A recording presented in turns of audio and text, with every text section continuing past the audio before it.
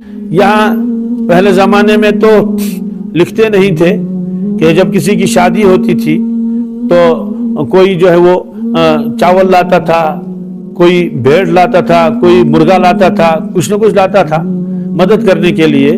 کوئی 5 روپے دیتے تھا، کوئی 10 روپے دیتے تھا، تو وہ لے لیتے تھے تاکہ اس کے اوپر بوجھ نہ آ جائے. تو لیکن اس کے بعد کیا ہوا، شادیوں کے علاوہ بھی اب جو کسی کو کچھ دے دیتا ہے تو وہ اس کو لکھ لیتا ہے. وہ اس کو کسی کا بچہ پاس ہو گیا تو 500 روپے لے لیا، آگے گھر میں لکھ دیا 500. کسی کی شادی ہوئی اس کو 1000 دے دیا، آگے گھر میں لکھ دیا 1000. یعنی اب تو لوگ لکھتے ہیں اس کو باقاعدہ.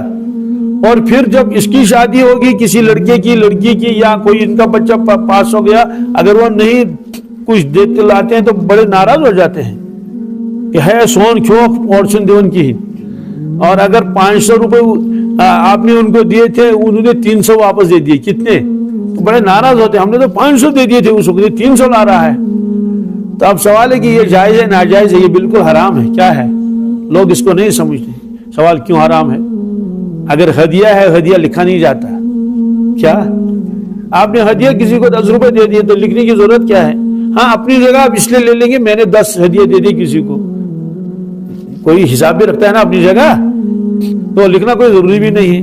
لیکن یہ باقاعدہ نام لکھ رہا ہے کہ فلاں آدمی کا جو ہے یہ فلاں لڑکی کی شادی تھی، اس موقع پر ہم نے اس کو 500 روپے دے دیے. تو بس اب جب اس کا ہوگا تو وہ انتظار کر رہا ہے کہ یہ 500 سے زیادہ لانا چاہیے، اسے کہ پیسے تو ڈیویلو ہو جاتے ہیں نا. تو یہ وَلَا تَمْنُنْ تَسْتَكْثِرْ، اگر کسی کو دینا تو لکھو مت. تو یہ سود بھی ہوتا ہے کہ ادھر سے 500 دے دیا، ادھر سے 1000 لے لیا. اور اگر کہ اسلام یہ تو قرضہ تھا، اولا تو اس نے قرضہ مانگا نہیں، اس نے قرضہ مانگا ہی نہیں، بس آپ نے ادھر سے اس کو دے دیا. پھر اگر قرضہ ہے تو 500 وغیرہ تو 500 ہی لینے پڑیں گے، 600 نہیں لے سکتے. تو بہرحال اس میں خرابی ہی خرابی ہے. تو کیا کریں گے، اب تو لوگ مزاج بن گیا یہ، اور وہ حلال حرام کی کوئی پہچان نہیں کرتے ہیں.